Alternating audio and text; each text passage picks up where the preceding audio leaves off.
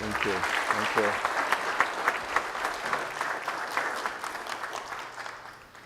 Thank you, Pastor Brandon.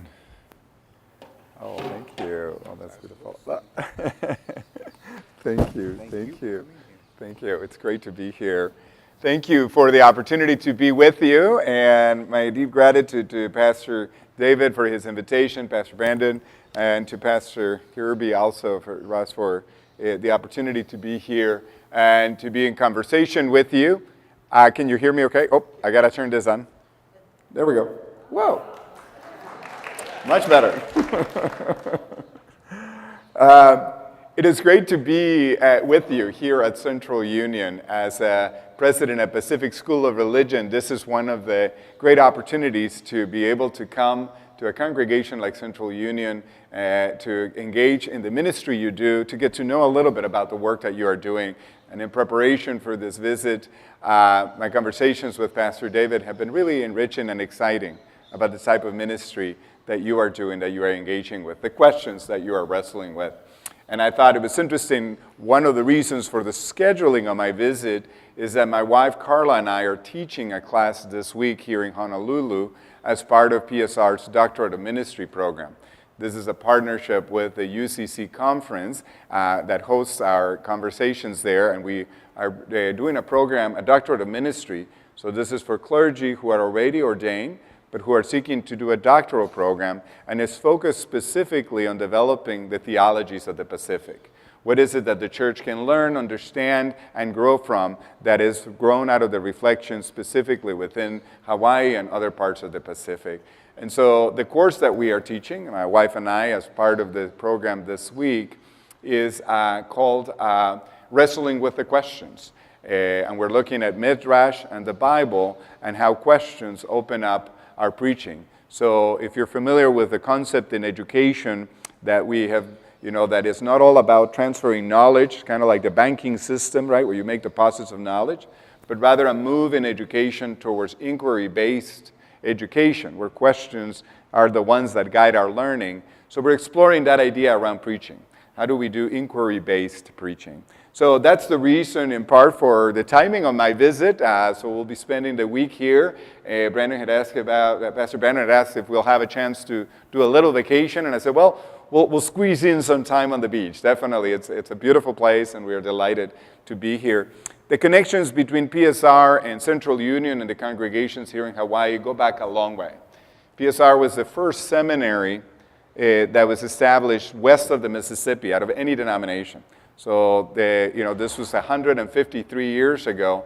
So it has always been a really central place of education and preparation for ministry for people throughout the western part of the United States, but also throughout the Pacific. And so it is one of my privileges to be able to bring to you, on behalf of Pacific School of Religion, our faculty, our staff, and alumni, greetings and a word of gratitude for your partnership and ministry within the broader United Church of Christ, but specifically with the work here.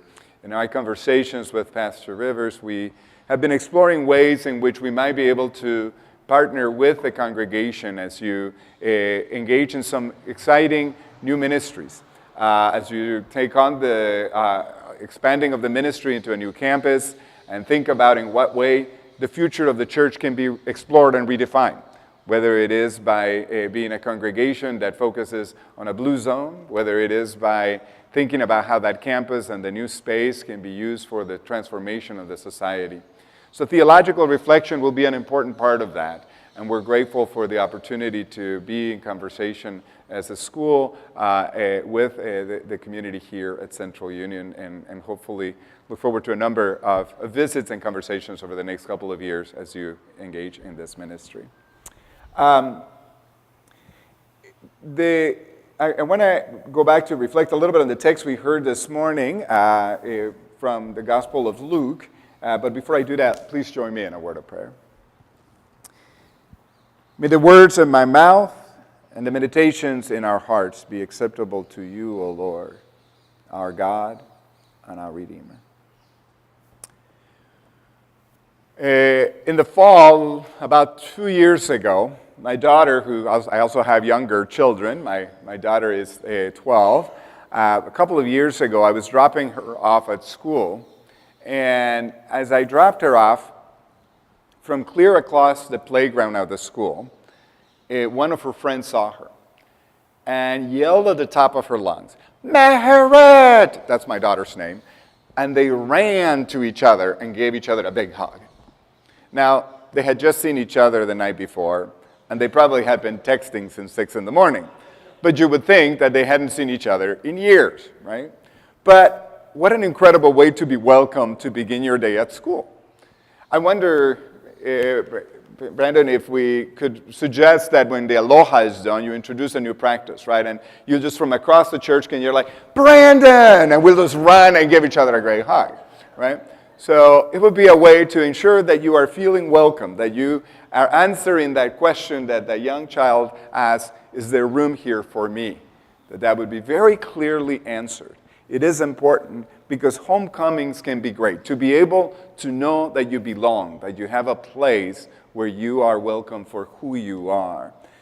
If you think about Norm, as they shouted in the TV show Cheers, as Norm walked into the place, and then we are reminded by the song of the show, "Sometimes you want to go where everybody knows your name, and they're always glad you came. You want to be where you can see our troubles are all the same.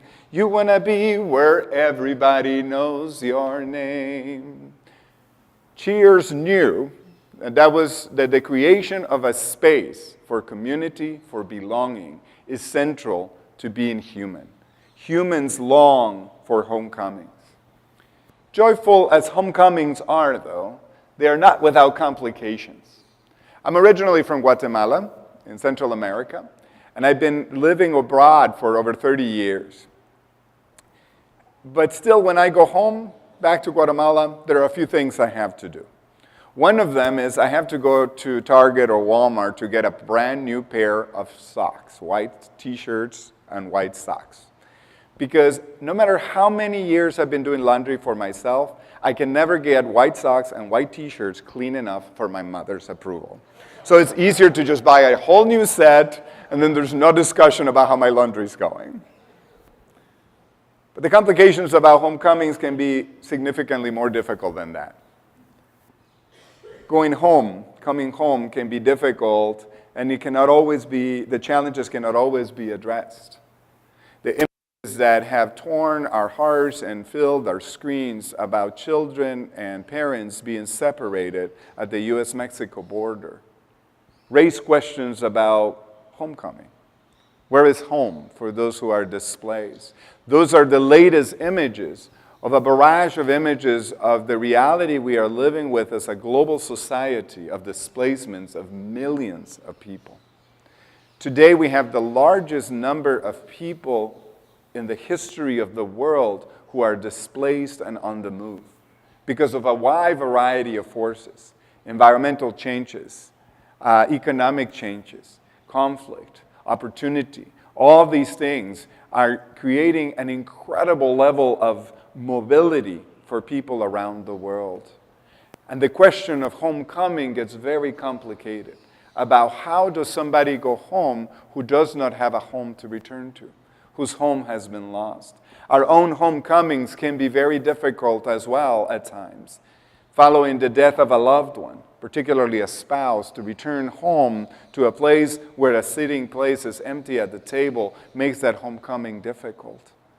Coming home following service abroad in the military can make it quite difficult to return with the wounds that are often not visible, particularly for those fighting wars like the war in Afghanistan and the ongoing conflict in Iraq, that has completely left our news and awareness and yet continues to rage on. Homecoming can be very difficult for those who have been displaced either by health issues, by a personal crisis from home, and are homeless in our streets. So the reality and the longing for home, which is so very human, is a deep desire, but also not without complication. So what was the homecoming like for those lepers in the story in Luke? What would it be like for them to try to return home? Where would home be for them? In the reading from the chapter 17 of Luke, Jesus is where he often is, in an in-between space, on a border space. He is in the land between Samaria and Galilee. Out there in this border town live these 10 lepers who are forced by the society to live on the outside of the society. So they're on the margins of the margins. They're already at this border area between two communities that don't get along with each other. And in that space, they are forced by the requirements of the law to identify themselves as lepers and to keep their distance from everybody else. What they are required to do is captured in Leviticus 13 that says that the person who has the leprous disease shall wear torn clothes and let their hair on his head be disheveled. He shall cover his upper lip and cry out, unclean, unclean. So both the physical reality of their illness, the economic implications of not being able to participate in society, and the emotional impact of being displaced and marginalized has shaped and misshapen these people's lives, just like their disease has misshapen their bodies. So when Jesus comes, they call out to him at a distance, knowing they shouldn't come close. Have mercy on us. And Jesus sends them off to be healed. Now, Jesus tells them a strange instruction. He tells them, go show yourselves to the priest. Rather than telling them you are healed or anything else, he just tells them, go show yourselves to the priest. Now, I don't know if the 10 lepers were on their way back to do that precisely as Jesus had done. Were they following instructions and going off to the priest trying to figure out why are we supposed to do this? Or were they simply walking away from Jesus in disappointment thinking, here we go again, rejected, unheard. Somebody else walks by and sees our misery and walks on by, unable to do anything about it. Whatever reason they were walking away from Jesus, either to go do what they were supposed to, been told to do, to go to the priest, or off to in disappointment, they are healed as they are going. Now, why go to the priest? See, the tradition requires people, in order to re-enter society, to go show themselves to the priest so that the priest would examine them, declare them clean, and allow them to re-enter society. But how would these people go home? If they have been lepers for a long time and have lived in this level of marginalization and isolation, they had no homes to go back to. Their families may have already moved on from their experience or rejected them or excluded them and be afraid to take them back in. They may have lost everything they had, so they had no place to go. As we heard earlier, it is important to pay attention to the question, and the question Jesus asked is, how come only one of them came back? Well, in part, out of the 10, 9 had the ability to go to the temple as a fixed point of reference. As they tried to find their way home, the temple was going to be an important place to go back to, where they could be examined and return to society. So that was a fixed point of reference that would allow them to reorient themselves. Historically, that's how we have oriented ourselves, by fixed points of references. The temple was an institution and a place that could help people reorient themselves and re-enter society. If you think about how people used to travel, if you were out at sea, you would triangulate in order to find your location. You would identify a high point on the shore and maybe a star or some other point, and through that calculate your location by at least 2 other fixed points of reference. So that's what 9 of the lepers do. They go back to a fixed point of reference, the temple, in order to society and try to figure it out. But why did the one return to Jesus and this one a Samaritan? See, because the Samaritan did not have the choice of returning to the temple. As a Samaritan, he wasn't allowed to re-enter the temple and through that process re-enter society. He didn't have a fixed point of reference to reorganize his life to find home, to find his way home. So because of that, he returns to Jesus. What's interesting is that today, we do not find our location and our way home through fixed points of reference. I'm new to Honolulu, so thank God for the phone. That's what got me to church this morning, was the phone, right? Google Maps or iMaps or whichever one you use. The way that this little thing finds our way home, wherever we are, is not through fixed points of reference, but actually by coordinating the location with 4 falling objects. What a GPS does is that there are satellites circling the Earth, and what they actually are falling objects. You shoot them up in the air and they start falling, and they keep falling around the Earth. What a GPS does is it calculates the location of 4 of those, and through that figures out our location. See, the Samaritan came to Jesus, who is himself a falling object. Jesus is going from Galilee to Jerusalem for the very last time. He is on his way to what he knows will be the end of his life and crucifixion. And yet the Samaritan returns to him because he knows that is the only way to find his way home. In a world that is as disrupted as ours is, where people long for a place to belong and to go home, the church has the opportunity to create that space, to be a place of orientation. But we cannot do it simply by relying on fixed points of references, our traditions, our understanding of Scripture, where our past has been. And to imagine that, as we often do in times of transition, that what we got to do is dig in our heels and go back to some period in the past where things were just perfectly fine. We do not have that option. So as a church, we can look to the Samaritan, as Jesus invited us to do, by asking the question, why did this one return and this one a Samaritan?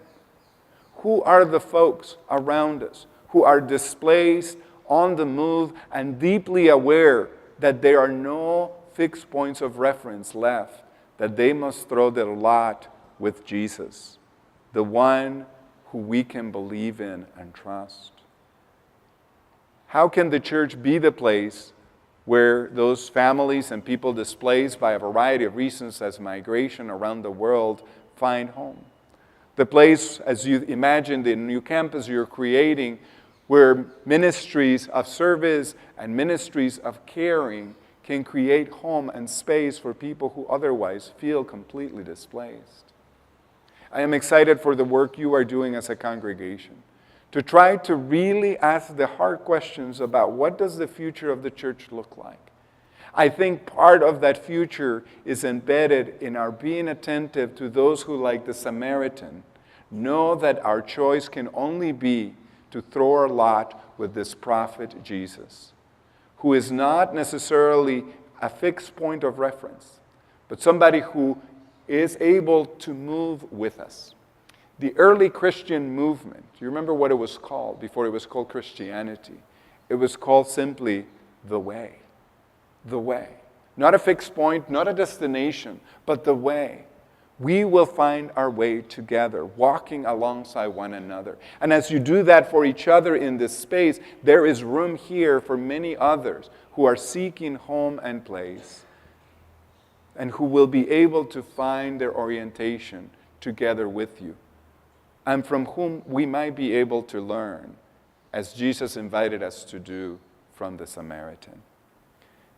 As a theological school, the word seminary comes from the word for a seed bed.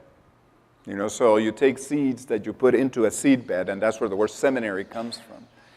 Those seeds come from the church, from people who discern a call to ministry and come for preparation at a place like PSR. But they also do not stay there. A seed bed is a place where growth only goes so far, and then those individuals return to ministry in congregations and in other places.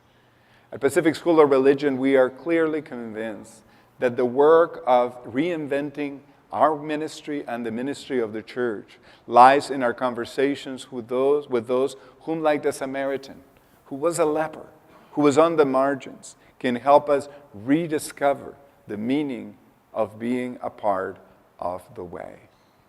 Amen.